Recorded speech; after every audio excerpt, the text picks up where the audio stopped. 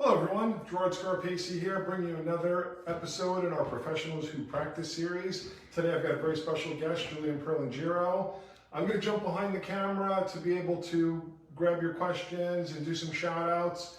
And Julian, take it away. I think you're doing some creative graduation for us today. Yeah, awesome. Hey guys, thank you. Thank you Pivot Point for the opportunity. Again, we labeled this creative graduation. It'll have a few different techniques in it, but I'm definitely going to start out with the graduation technique. You can see I sectioned off from the occipital down to the ear and just really simply divided at the natural hairline. Now I'm going to start the graduation through the nape area, combing that hair down. Just a very slight over direction towards the center, but you can see the angle of my fingers coming into the hairline. So therefore, working with a graduated technique. I'm trying to get everything in as tight as possible, right? With my knuckles, working down into the hairline. I'm going to keep it very natural. Now, as I work through this panel, you're going to see the sections just slowly start to pivot up to my major section through the top of this area. So what it'll do is that'll help me build a graduated underneath.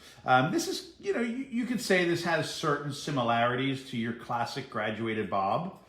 And regardless to how creative we're working or not, everything comes back to, the fundamentals when we're using precision haircutting. So definitely working with precision technique and, putting it together in a way. And I guess that's what really makes something, creative or not. Julian, how do you judge exactly the length and angle to cut the graduation to? Seems like it kind of really sets the whole shape in. Oh yeah. Well, I mean, you have to pre-plan what it is that you want to see. So, I imagine how I want the outline to look. Now with this, I know I want it to look very natural, very organic, but then I have to think, well, when I get to that section, that major section through the top, how low or how high do I want the weight to sit, right? So, the lower I'm going to pull back more and down further. The higher I might keep my fingers starting out a little flatter and then lift a little bit quicker. Right? So it comes down to judgment. It comes down to being able to visualize what you're trying to create and then getting the hands to do it as accurately as possible. Julian, Anya is wondering what scissors are you using? These are, actually I'll show you in one section. These are the hair-brained scissors. Right, Gerard, you'll know better for the exact series that I have here. That's the HB Pro 1. Right, so, these are great. These are a great workhorse for me. I also have another pair I'll show you, but I'm afraid to cut on camera with them yet because they're a little bit new to me, that are also hair-brained ones. Our brand new hair-brained AGs, which is the highest quality scissor we've ever made. I just don't want to cut my finger on camera for y'all. Still trying to get used to it. Well, hey, sharp. Every scissor's different. And, when I have to do something like this where I'm on camera and I'm talking, it does take a little bit of my focus off what my hands are doing. And just that little bit, I don't want to bleed for you. So not that you're not worth it, guys. Well, and before we go on, Julian, I just want everyone to know, starting on midnight of Saturday this week and going through to midnight of Saturday of next week, all scissors and razors will be 30% off at hairbrain.pro. Nice. And again, it's the equivalent to, guys, you having a Saturday afternoon fully booked of haircuts. You don't want to be getting used to a new pair of scissors during that period, right? So you can see the graduation build up, right? You just see that line dropping down ever so slightly, but still, works with the head shape. It drops down with the curvature of the skull, which is what I'm looking for, because that really helps with the suitability. And I want to point out, Julian, this is a Pivot Point sponsored. Yeah. And I want to point out how nicely that hairline is to work with for graduation. Sometimes cheaper mannequins, you can't take that short. Gerard, this is the only mannequin I use now. I mean, I use, some other series of Pivot Point, but I take it for granted now, right? Because the hairlines do lay so nice, but also, you know, it has like a natural swirl to it, almost as, I don't know the manufacturing process that they use, but it really, you know, goes with how human hair grows. So it's very true to, you know, very true to life, which is great. So working this through, you can see the sectioning getting slightly more diagonal or horizontal as I work through, combing the hair back slightly downwards, and trying really to mimic the same approach that I used on the first side. The only real difference is the hand position. You notice on the first side, my knuckles were down and my fingers were up like this. Now on the second side, my fingertips are down and my knuckles are up, right? So it does have a little bit of inherent differences, but I mean, as long as you're focused on what you're doing and you're trying to achieve the same motion, right? You know, your chances are that you're going to get a balanced shape. Oh, Julian, are your sections pivoting slightly, or are they all parallel? And why? What's the difference? Well, I pivot from vertical to more horizontal, right? And that motion, when we work vertically, we have the ability to create a steeper shape, right? So we can lift the graduation up higher. Then as I start to transform the angle of the section, I work into building more weight. So I go from setting a flatter angle to then building graduation. And that's how you get that nice, and again, I'll use the graduated bob as an example, that nice graduation that drops down towards the front. Now, I started out that way, but I'm not going to continue, you know, through the rest of the haircut with the same approach as a graduated bob. We wanted to do something a little bit more creative. Now, you know, I mean, I've done many series of classic work, classic graduated bobs. You can see, you know, them on Hairbrained. We also, you know, Gerard and I just did a class together where we went through a lot of the really core classic fundamentals of cutting, which hopefully is going to be out soon. But, you know, with that, working with the classic concept of precision cutting in combination. Right, so Julian, does it make a difference if you work from the top to the bottom or the bottom to the top? not really once you set your guideline in. You know, on this side, I like to cut this side first because it's easier for me to just relax my hand into the shape and create the guideline. But now, once I set that, I'm working backwards and I'm working uphill. So on this side, you know, I've heard it referred to as cutting downhill.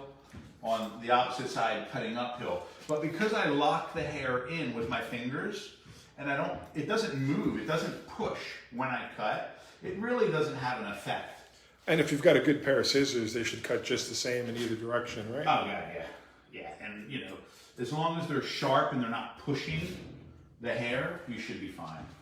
So you can see the graduation. Now the outline's not finished yet. I'm not really overly concerned with that. I worked into it as clean as possible. I'll refine all that stuff at the end. But now that I have the graduation in, I'm going to jump into the top areas. So why not do the outline first? Lots of times when people cut hair, the very first thing they do is the outline. Well, I think it restricts you to maintaining a blunt line. You know, it's like when you cut, and I get it, and I worked in, you know, cosmetology schools, and, you know, a lot of times we teach the beginning basic haircuts, outline first, and then use that as a guideline for the interior of the cut. But what happens is, once you put that heavy line in, it's so difficult to remove it, so you're very restrict, you know, to keeping the blunt line. But if I work the inside first, I can maintain a softer edge, or I can very easily just cut into it and blunt cut it. You know, so it's much more efficient. So now I'm going to section this off, guys, and you'll see just working at the curvature of the head. So if I put the comb flat, right where the back transforms into the side area, and I'll show you what I have here. So I'll just section that off, and then in through the back. I have this length here that I'm not going to work right yet, right? And so the haircut prior to this was more of a bob shape. So now I'm going to work through this panel here, and I'm going to jump around. It's going to seem like I'm jumping around a little bit, but I do have a, idea of what it's all going to look like and how everything's going to work together. I spoke about graduation, I spoke about creativity, and I think one of the things that really, helps us with modern shapes and, thinking more creatively is working with disconnections. So I'm just going to lower my stand here, guys. Now, Julian, you mentioned that your Erica mannequin had a previous haircut. Yeah. How many haircuts do you get out of a good pivot point mannequin? How many lessons do you think? I mean, if you work it smart and you think about the progression of going from long to short, probably get like 6 or so. Yeah. 6 haircuts out of it. So when you break it down, you spend a little bit for a good quality mannequin, but you can get a lot of education out of it. Because I'm not afraid to cut this one short. There's some, you cut it this length and it's like, like jumps right out at you. So I'm not afraid. You can see the hair lays down really nicely. Now the angle and technique that I'm using is a little bit more layered. So I'm starting to elevate up, right? So if I graduate in, my fingertips I'm getting longer out. So now I'm doing the opposite angle, a little bit more concave. Now I'm going to take my sections parallel. I'm going to over direct back a little bit. I want to do this nice little undercut for you guys, but I think even with your undercut shapes, you should have a certain amount of grace to it. It should, each area should look like it's done professionally and it's done to the highest quality. When I'm undercutting, I'm not thinking just getting rid of the hair underneath, right? I'm thinking, okay, well, what if my client brushes her hair one way or the other? What is it going to look like? Are all the areas going to look really pretty? And you see again, just laying down really nicely. I'm over directing, very slightly back, not much at all. I do want to keep a little bit more length through the front. So by combing back, that distance is going to help me keep that length, right? So I have length within the perimeter right now. Again, I'm not cutting the perimeter. What I'm looking at is the internal shape, right? And seeing that it's sitting flat to the head. Because a lot of times if I think I'm layering, I'm cutting square to the head. When that falls, it falls with a heavy edge to it. So to counter that edge, I lift out a little bit. My fingertips come in a little bit. Now what I'm going to do is I'm going to set that on the other side. So I'll section off at the same point of the head, follow that through. And what I'm using to follow through, again, the curvature of the head. If you guys watched me or, have taken a class from me before, I work a lot of my shapes and talk about, the curvature of the head, because we think about the head shape being round and we think about how is what I'm doing going to relate to that curvature. So a lot of the sectioning that I take relates to how the head naturally curves, and then from there, what angle am I going to use to work with that curvature? So you see again sectioning off, and again I use my comb, and I can find the medium ground of the middle of the curve just by placing the comb flat to the head, and then I'll section off the same on the other, or the same as I did on the other side. Julian, as you work on that sectioning, I know that just like many of us, you haven't been able to travel, and you used to be out every weekend teaching classes all over. So what have you been doing? What I know that you educate with Davines. Yes. What have you been doing to keep working? I have been doing a lot of online education, which is great. And, I think, this is something that, Gerard and Hairbrained and, I know I've done and have been doing for quite some time, prior to the situation that we're in now. So, jumping on board with the online education wasn't really something that was new to me, but I didn't, I wouldn't have guessed that I would be doing, all online education. So lots of online classes and things like that. Lots of even private classes, one-on-one classes, using, I'm very comfortable and familiar with Zoom now, guys, so, that was good. And like I was saying before, the thing that we shot, the online classes and, getting things out there so hairdressers can still learn, right? Because hairdressers, love education, always want to get education.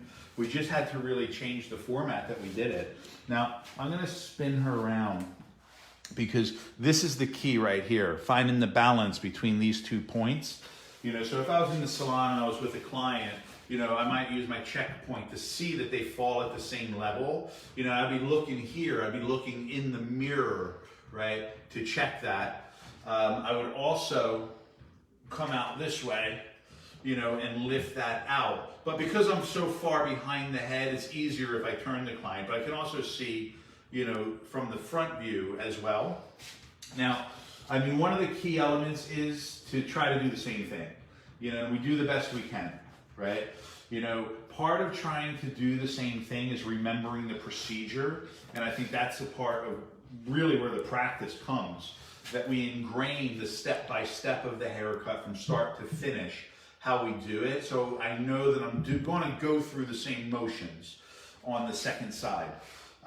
Because if I go about it a different way, there's no way that it's going to come out the same. So you just need to lower her again, because now I'm working over my knuckles, inside my hands with my knuckles up and my fingertips out. So it really requires, and whenever I lower the mannequin stand, you have to think, well, that's where I would either raise or lower my chair, in the salon. So I'm getting it to a point where I can control it very easily. Right? And then I can look, I want to see, okay, that looks good. So take the time to check, because now once I check, I can move onward safely, right? If I don't check, I'm not, it may not be the same. And then I have to go back and try to fix a whole portion of the haircut, which takes much longer than just, spend the time on that first section, guys. Make sure it's right, and then move on from there. So now what I'm working on is the mechanics. So I'm making sure that my elevation is the same, my finger angle is the same, my over direction is the same, and then hopefully, from doing those different checkpoints, I get a similar result, right? Now the hair is always going to move a little different from one side to the other. That's part of it. That's fine. It's, it's an organic material. And Julian, Magdalena is wondering where she can find more of your education. Do you want to talk a little bit about the library? Well, yeah, we have the library on Hairbrained. And Gerard and I, a couple years ago, came up with the concept that we wanted to do. We called it the Classic Cutting Foundation. So that's one avenue that you could take. That's right on Facebook. Go to Hairbrain's Facebook page. Yes. And just click on the video section. Mm-hmm. Then plug in my name, and I should appear. Right? Oops, sorry. Now, what we did was, with that, we did a series of the classic haircuts that Gerard and I learned when we worked back in New York at Vidal Sassoon, and we went through all the haircuts that we were required to master before we were allowed to be a stylist. So we started with that, and that was really great. Now, from there, we've also ventured into, some other classes where I know, like I was talking before, Gerard and I shot a class that takes those concepts and those ideas and using them in, I would say, you have to remember, that was 20 years ago, 30 years ago almost, using them in modern, methods and modern techniques, and how education has evolved from what it was then to what it is now. And it has evolved, guys, and we always have to educate ourselves. We always have to practice. right? Because these are the things that are going to keep us relevant within the industry. If I was still doing things today the way that I did them 20 some years ago, right? I mean, well, I would become very obsolete. But now the core, I think, and the principles that I learned 30 years ago still stay true to today. All right, so now, like I said, this is a little bit of jumping around, but I have a plan and you're gonna see as I go. So I started out on this underneath with the graduation. Then from there, I worked into the sides. Now, you can start to see when I bring this up, they're gonna work together. But now, what I'm gonna do from here is I'm gonna work on this middle area, this upper area of the back, and I'm gonna work a slight disconnection. So what I mean by that is the underneath is going to just be a little bit longer. So, you know, you think about when things blend, like if this is my guide, well then my guide's gonna blend. It's either gonna go around or it's gonna continue out.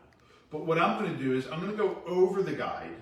So when it falls, it just sits on top of it very lightly, right? But now again, the things, they need to work together, they need to mesh together, they need to live together, right? So I want to make sure that the lengths are conducive with the look that I'm trying to create and conducive to one another. So far, every panel in this haircut is disconnected from the one next to it or behind it. Exactly. Or it. Yeah, there's no blend yet. Right, so there's my guideline. So now what I'm going to do is I'm going to come out over it. I'm going to flip over. I wanted to show you, but it's actually easier if I cut it over my knuckles. But I couldn't do that with both in my hands. That's why I went this way first. And that was just to show you guys the disconnection and the angle. Now that I have it set, I'm going to work over the knuckles because I can lift higher more easily. Right? And right from the beginning, it doesn't look like a lump. Right? It just slightly goes into it. I do this a lot with my graduations, you know, and I think this is a really cool way to go about graduated bobs, any kind of graduation where you may have a tendency of creating a bulky weight line. Just that little bit of separation between the underneath and the top, when it falls, it just melts together so much easier. Now, I'm going to pivot my sections again. Not as much as the underneath, but they're still going to pivot a little bit. I'm using the guideline from my first section and then coming slightly back and up. Okay. So you see, again, it's just falling really light over top of it.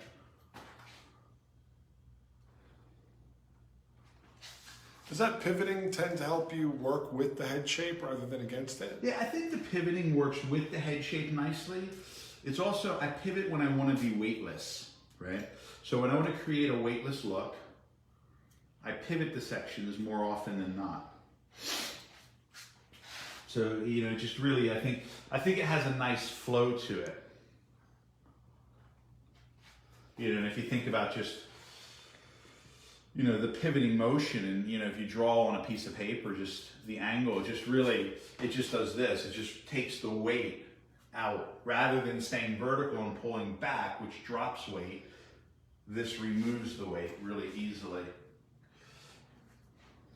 Now, are you working higher and higher towards the front? Very, very little. Just, so I would say, if we watch where my knuckle is, I'm here, right? Then I just go up a little, up. So I'm almost going up the width of the section as I go. And is that helping you maintain length? That's helping me remove weight, right? So as the head rounds, if I keep pulling to one level back, what happens is the weight will drop forward, right? Because the head shape curved, I didn't curve with it, but because I'm curving with it, it becomes lighter. Now, this is the last section through this side. And I'll show you how these two work together. So now, not only do you have a little bit of disconnection, I'm not worrying about the outline here right yet. You have a little bit of disconnection from here as well. So that's the side angle that I cut. That's the back, right? So again, I went from underneath graduation, pivoted to my weight. Then I went through the sides, layered it through, much more weightless. Then I worked through the top and then pivoted, right? So I have 3 separate shapes that all live and work together. Just gonna make sure I went into the outline far enough down. And the same idea, the outline I'm not overly concerned with. I wanna make sure that it blends, but I will be working this through, right? So now I'm gonna do that on the other side. Do you choose any of these angles based on what you want to happen to the head shape? Well, you think about where the hair is going to fall and live with the head shape, right? So certain areas, if I want to emphasize, if I want to maximize, either width or fullness in an area, I'm going to build out away from the bottom and place the weight on that specific spot. Like the graduation in the first panel. Yeah, like the graduation of the first panel. Now, when I want to condense or lean out or flatten an area, I lift up higher above it so that the shortest point falls above the curve, right? So, I think about positive and negative space a lot. When I want to increase, I add width and fullness. When I want to reduce, I work more concave and layered, right, which reduces bulk. So now will this side be symmetrical with the opposite side of the crown? It'll be as symmetrical as possible.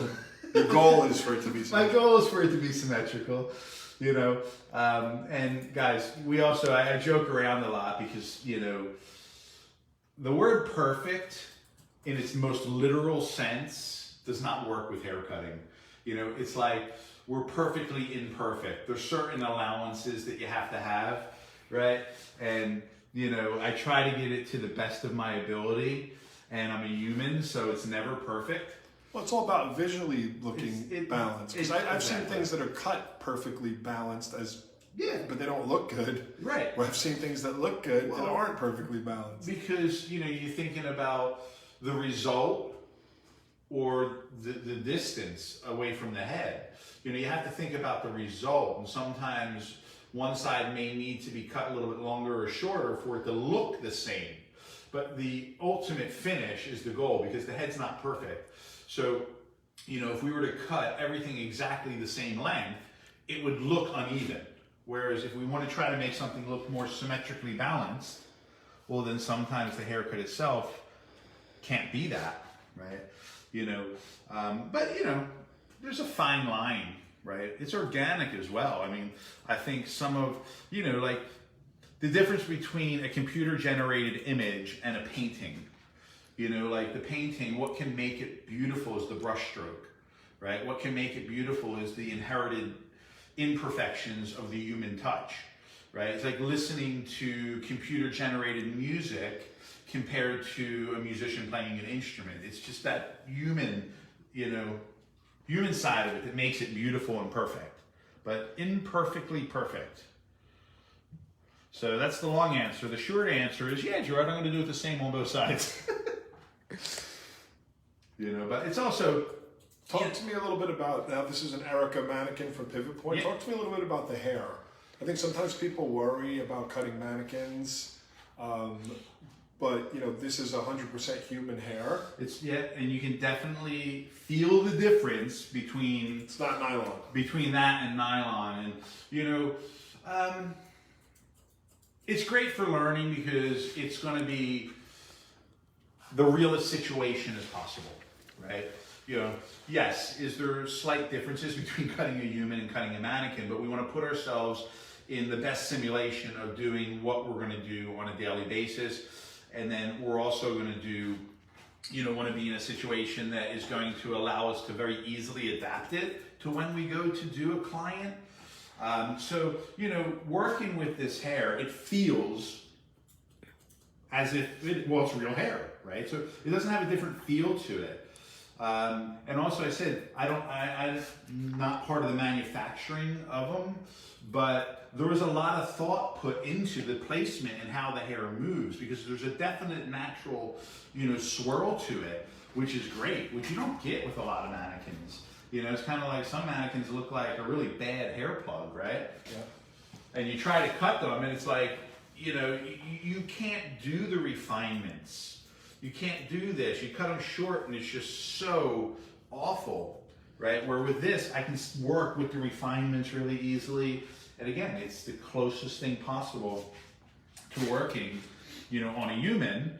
And, that's the situation that we want to learn on, right? I don't want to worry about, if I'm cutting a person and it's not what they want. There's nothing worse than that. And I can remember we used to do, when I worked, at Sesame Academy, everything was done on humans, and it was trying to find the right people to do the things that you wanted to do.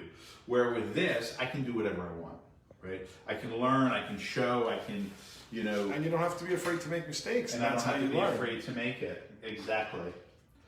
So it's really, it's a better situation for education. All right, so now I have these areas that, they don't look bad, but they don't look as together as they could, right? So now what's going to tie it together is the outline shape. So I'm going to start in through the back, and just want to look at the hairline, see where that's at. Now I'm going to start to work with the tips of the scissor, and I'm going to cut a definite shape, but by working with the tips, it's going to come out a little bit softer, a little bit more organic looking or softer looking. And I'm working into the length from the second part. So what ties these two together is the outline. I have the graduation, I have the layers, but then the outline ties it together. And I really like this piece here. I think it pushes forward really nicely. You like that piece there, Gerard? I love that piece. You love that signature. Piece. Right? So again, if I pull these out, they're not blended together. And when that falls, I think a key element is that it looks, like I said, it looks like one haircut. It doesn't look like, I cut one half and Gerard cut the other and we did something completely different, Which actually I remember doing that when I was an assistant before. Sure. That was actually pretty fun. Okay, so It's now, another good reason to kind of cut that hairline in after you put the shape in, because you see these different opportunities that you might not have seen before you put the shape in. Yeah. Now, if I'm in the salon and I'm working with a client, and it's like, I want my length right here. It has to be right here, right? There's no variation, and that's cool, man. She has the right to want that. And, that's great. We all have clients that are very, very, very specific. So I will probably cut the line in first. But with something like this, when you're developing something, you want that freedom at the end. And we all have clients that, they always want to look good, but they're not always, it has to look this way. As long as it looks good, they're happy. Then those freedoms, I think, are really, an important part of creating a look for the individual. So I'm just working and just, shaping this through. So it just kind of lives around her cheekbone. All right, so you have those two little areas pushing forward. Very light through here. I like opening up this face. It's almost like a little instant facelift here. Really lifts up the eye. There we go, the apple of the eye.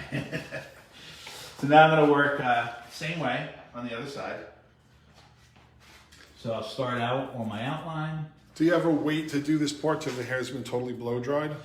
I would probably get the rough draft in first, especially now, because this is going to manipulate what I do on the top. So by getting to some structure and some format, I'll be able to kind of envision the top. But there's always, a little bit of a blow dry first. And then from there, refine it. We would always say, like, when the hair is wet, you get it to the 80% mark, right? And then you dry the hair, and you do that last 20% of perfection, right? Sometimes more, sometimes less, based on the texture and things like that. But you know, there's always that little bit of refinement.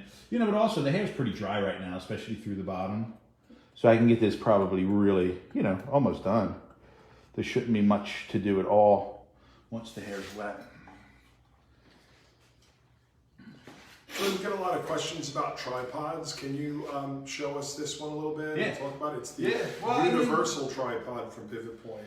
Yeah, and to me, I like things that work, right? I like things that are easy, you know, and you noticed that I went up and down quite a bit, and I'll go down again. I'm higher up because I'm working on the outline. I'll lower it when I do the top. It does it really easy. I mean, the mechanics of it, you know, are really, really simple to do.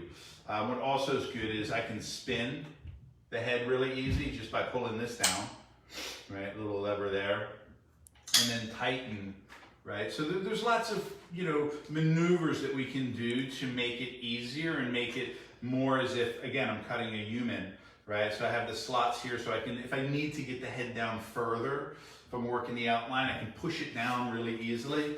You know, so the adjustments, I think, you know, there's enough adjustments there, and at the same time, it's not difficult, right? It's not difficult to do. I don't want to have to stop and think about it, you know? Because if I have to stop and think about it, it's going to, first of all, it's going to take my focus away what I'm doing, and it's going to have a little bit more length on that side. And it's going to distract me from the haircut, right? I don't want to break flow and break form to what I'm doing. I want to stay, you know, kind of in that mode and mindset. Just bringing that side up just a little bit more. I'm not worried about perfect balance, or I should say perfect symmetry, right?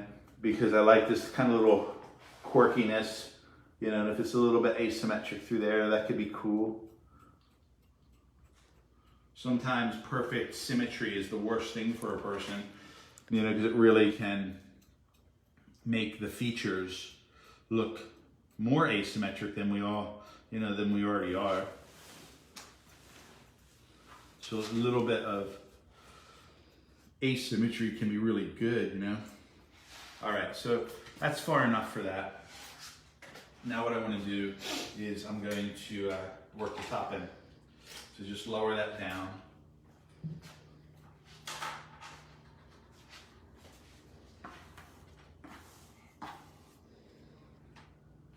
Now through the top, I want this to be light, right? I want it to be a lighter shape. So, you know, I'm going to be working more layering through there. And I'm going to kind of keep this pivoting theme going on. So I'm going to start out in the center.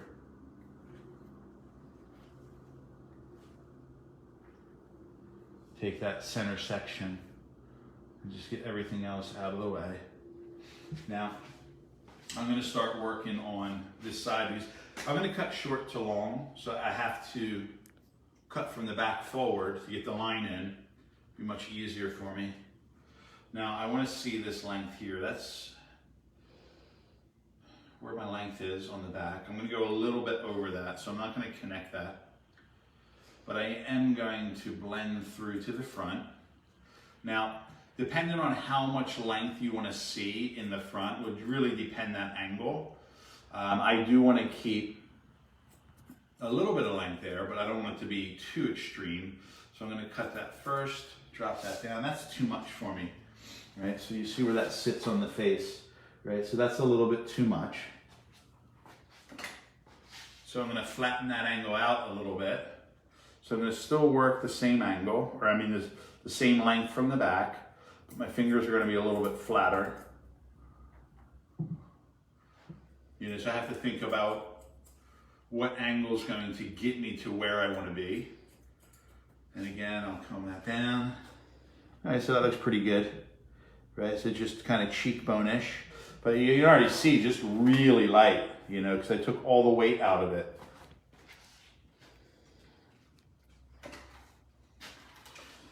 I referred to this haircut as graduation, but it looks like layering has been the dominant technique throughout so far. I mean, I worked the graduation. I guess that's, more so what I was thinking in the beginning. But now from there, I really started to get into, layers. And, when we're doing a haircut and we're developing a haircut, you have a general plan of attack and what you're going to do. But then if you look, my eyes are always in the hair. I'm always on the hair, right?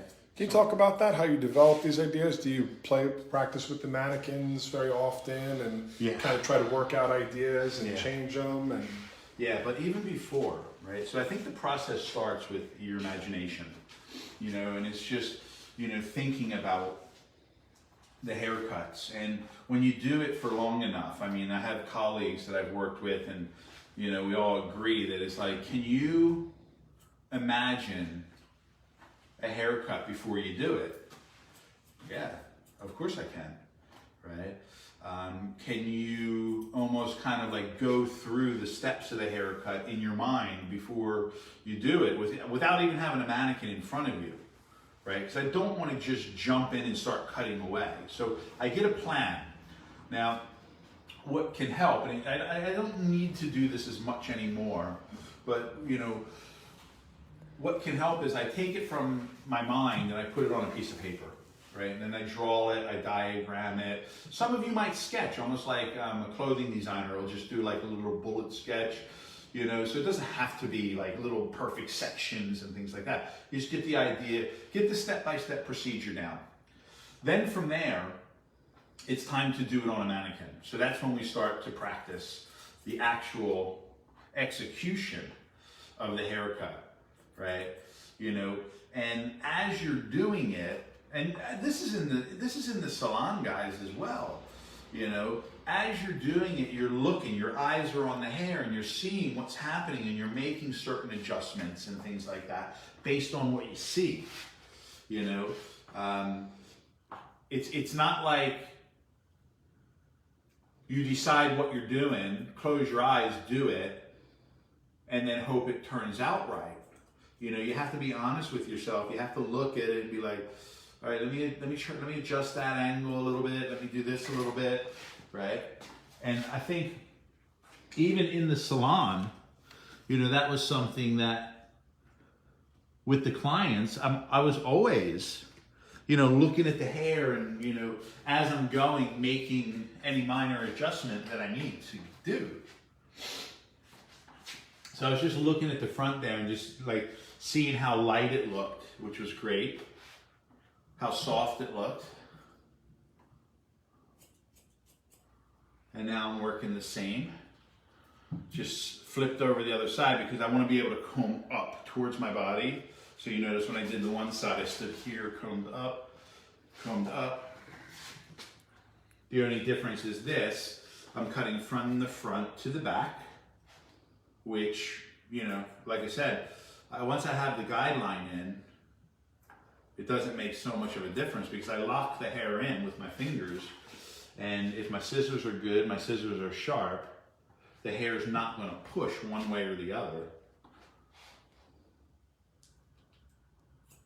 Would you say, Gerard, because, working with a razor, you need to be a little bit more about the direction that you cut the hair because the hair kind of moves a little bit more? Yeah, the razor definitely pushes the hair. Right.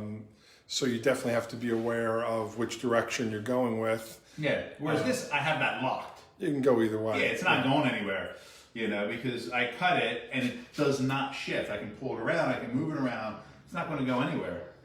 Yeah, just the nature of the razor, because it's the one blade, you're pushing the hair. Right. So you do have to be a little bit more mindful of which direction you're pushing. Right. Now, I'll say with scissor cutting, you have to be mindful of how you're pushing when you're doing your freehand. Yeah, because it's like razor. Because you're pushing the hair forward or back, or you're pointing it this way, pointing it that way. So when the hair is dry and you're doing it without the finger, it becomes an issue.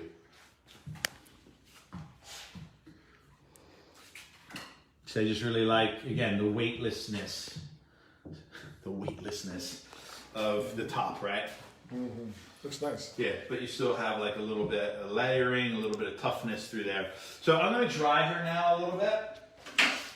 Again, you know, we mentioned that I also educate with Daveners, so I have all my Daveners products here, but whatever you guys like, I'm just using the milk, which will give the hair a little bit of control, make the cuticle look good, but nothing that's going to really control or, you know, any product that you use at this point shouldn't really restrict motion in the hair. I just want something that's going to help me with the cuticle being smooth. And I'm working with my nylon brush. So at this point, I don't want to do anything that's going to be too stylized, right? So I want to work and I want to dry the hair in its most natural state so that I can see what it looks like, but I can also still cut the hair once it's finished. Julian, we had a question about hair texture. Would this be something you could do on different hair textures, curly, wavy? Yeah, definitely. And I think, you know, this is something that would work on most textures, but now you're going to get slightly different results, obviously, especially, you know, on your curlier shapes. I think would give you the most extreme difference, right? Where, you know, if I had really fine hair, I don't think I would need to adapt as much. But if the hair was really curly, you know, I would have to think about how much expansion I'm going to get and proportionately, you know, making sure that it was going to, you know, work through nicely. But, you know, I'm a true believer. You can do most things on either curly hair, and I think you should try most things on either curly hair or straight hair. You know, Pivot Point has a series of beautiful curl mannequins that you can play with. Yeah, and exciting news, they're expanding that line. Oh, nice. Yeah, I believe they're coming out in January. They've got like 4 or 5 new curly textured mannequins. You know, and this might sound a little bit harsh. Please bear with me.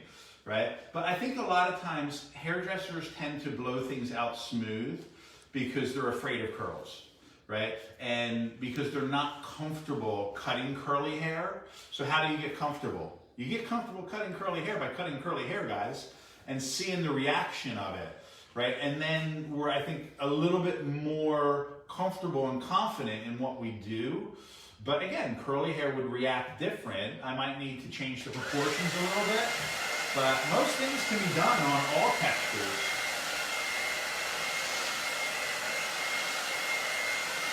You know, and this is also another part, I think, of the using the Pivot Point mannequin that is great. When I blow dry it, it lays down nicely. It looks good.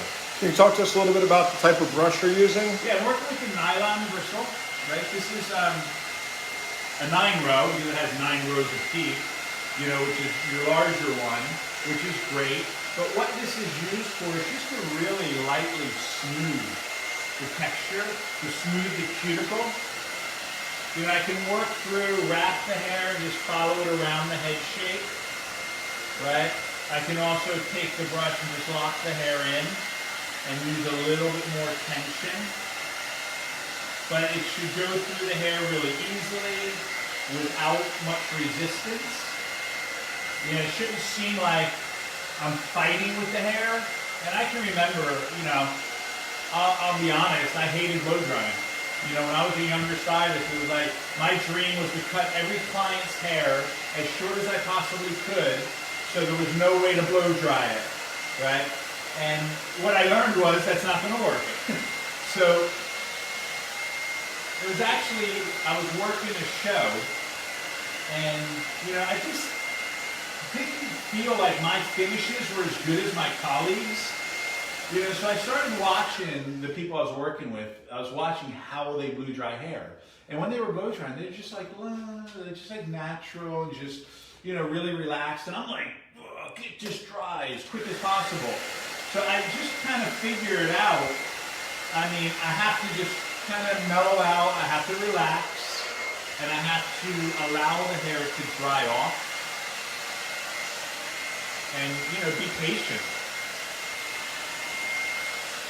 But it's also a lot to do with your pre-planning in the salon. You know, you have to allow enough time to blow dry. You know, so I can remember I did a survey on, you know, average amounts of time. I mean, obviously longer hair is going to take longer, but, you know, this is from the hairdressers. Most people felt that the blow dry itself, you know, just in general, was about 20 to 30 minutes, right? And, you know, again, shorter hair can be a little bit slower. Now, we need to build into what we do enough time to blow dry the hair. So when I work in the salon, if I book on the hourly appointment, which I love, I need to give myself 20 minutes to blow dry. Jordan, can you just recap how you cut the top for Cindy? Yeah. She missed the top. Yeah, no worries, Cindy. So Cindy, what I did was I started out, I had this shape like, you know, it's like your classic U shape through the top, and that was the area that I left for last. I started out in the center with the center section from crown to forehead. Then I cut my line. At first I went a little bit angled stronger, which left it too long in the front, right? So then I just flattened it out a little bit to take away more length, and then I pivoted, right? And then I pivoted around the other side. So it's just kind of like this little fan shape that I have through here.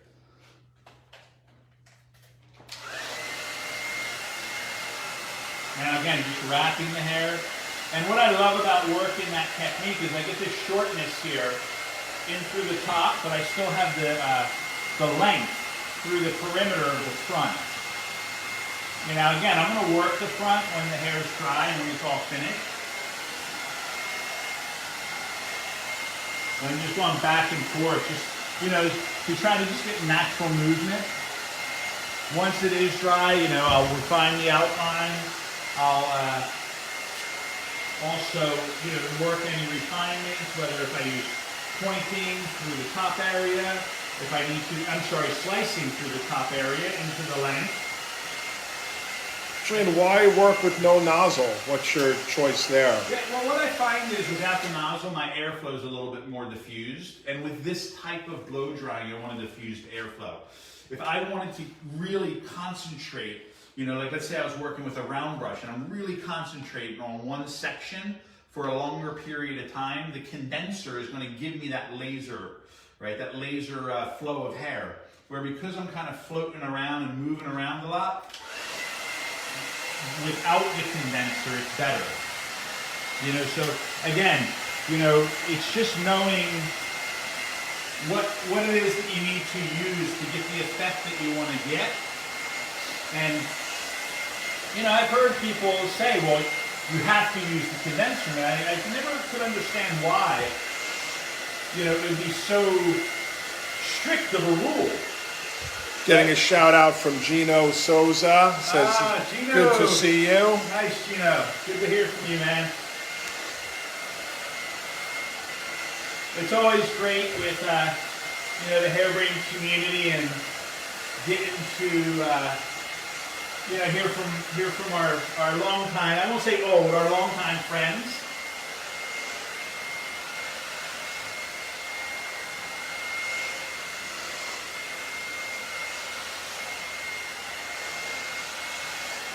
Just giving that little bit of lift through the crown area.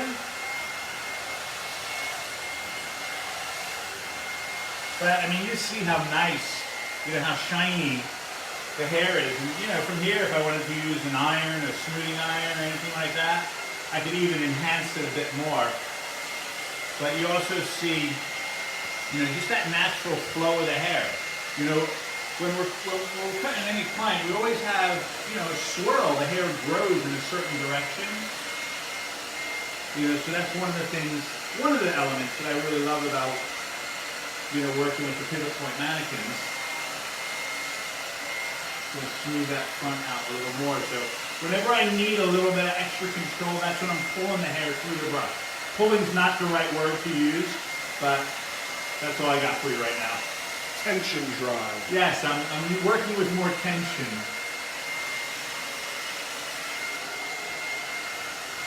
That's why I have Gerard here to help me, you know, with the words that I can't remember because I'm focused right here. I was one of the stylists in the salon. My clients would be talking. I was like,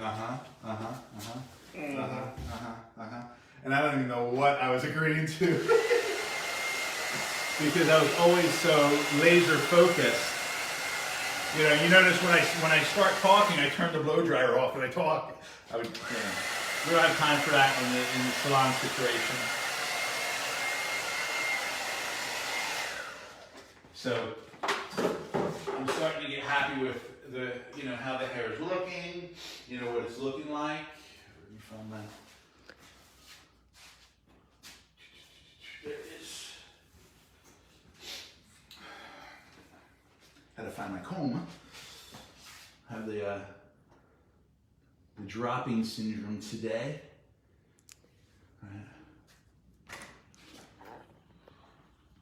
So I don't mind that little flick there. I'm gonna raise her up somewhat, you know, because I want to work this front in a little bit. So I'm just gonna work with the tips of the scissor. You know, again, this longer front isn't for everybody, guys. You know, it's kind of almost long enough that with a little bit of product, you know, you can push, but it is a little bit kind of maintenance, right? So, you know, if your client isn't ready to, you know, push the hair out of their face, you know, throughout the day or put the product in, this might not be the most practical length. You could always go a little bit shorter, or what I find is it has to be short enough to stay out of the eyes, or long enough that you can kind of give it a tuck behind the ear, you know, but sometimes these longer lengths, and you identify with it, man. I mean, you might be sitting there going like, oh my God, I wouldn't do this to my client. Their hair would be in their face all the time. Well, no, I mean, I wouldn't do it to every client. I mean, I get it. I know that it's an awkward length, but that's okay, right? Again, it's for the client who really likes styling their hair, and it's for the client who really likes to put some effort and time in the hair. Well, here's the thing. Why is it okay if they have long hair, they can have a side bang like this, but if they have short hair, people say it's in her eyes. Well, here's the funny thing. Because if it was long, if this was all long layers, nobody would have a problem with it. But also, if this was all long and it was side swept, they'd have it back in a ponytail anyway, so it would look like this. And so I just basically cut the ponytail off. You know, but I think, you know, it's just really a pretty image. I mean, it's soft, it's delicate. There's not, you know. It's nice. If you cut those little flicks off, it would be a whole different. Oh, if I took these away, it would be a much more shorter, severe. Yeah, much shorter looking haircut. You know, and I find, you know, clients like to see a little bit of hair from behind. Now, I'm not going to do much because I really like the way the top fell out. But I'm going to go through and show you if you needed to remove a bit extra weight. Right? So I'm looking at the growth pattern of the hair, and again, that's where this mannequin comes, you know, it separates it from a lot, is that it does have a nice growth pattern. I'm just going to work the scissor with the growth pattern. Right now, I'm closing the scissor very gently, but I am closing it because I don't want to feel drag. If you feel drag and resistance, well, guess what? Your client feels drag and resistance, and it doesn't feel very nice on their hair. So you're not sliding, you're slicing. I'm slicing, and just, that's the motion right there. Just that little, you know, jiggle with the thumb as I work through. I'm also keeping the scissor not flat to the head, but it's more vertical, so it takes less out. And then as I go across, if I was to do this way, I'm going to create really extreme channels through the hair, or I could, I should say. And I'm just, the back of the scissors on the scalp, and I'm just doing that. Not going to cut them, guys. The back of the scissors not sharp, right? It's just control, taking the time, being careful. You have to be careful. Okay? And then you can see, it's just, okay? You see the hair is pulled out. Now, some people say, well, could you use a texturizing shear? Yeah, you could. Not against it, but I have more control like this.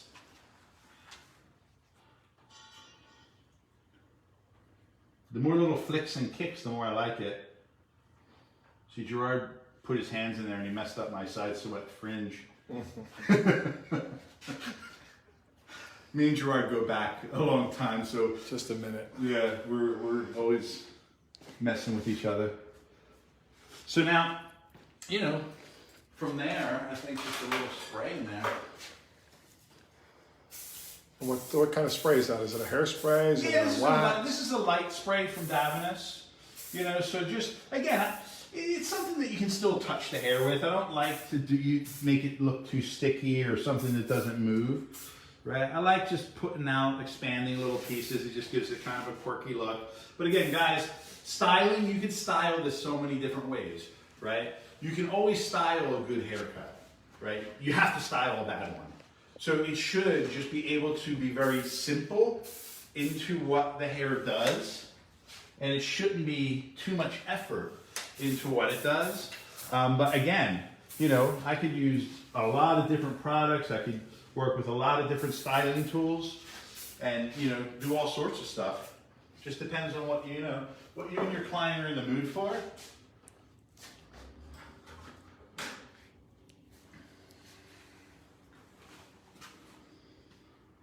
A lovely, lovely finish. Yeah, it looks good. Beautiful shape for Erica. I want to thank our friends at Pivot Point for the ongoing support of us, supplying us with great mannequins and tripods for our artists to work with. If you're interested in checking out some mannequins, head to pivotpointshop.com. They have different sales going on all the time. This is the Erica. It's one of our staples for education. A little bit more on the affordable side, and a wonderful mannequin to work with. I'll let you wrap it up, Julie. Yeah, guys. Well, I hope you enjoyed. You know, hope you enjoyed the haircut, and you know, whether it's something that you can use and adapt it to certain clients. You know, you can always, like I said, get a mannequin, get one of the Ericas, practice it. Don't go right to this short though, guys. Use it, get as many haircuts as you can out of it, right? But just have fun with it as well. So peace out. Hope you enjoyed.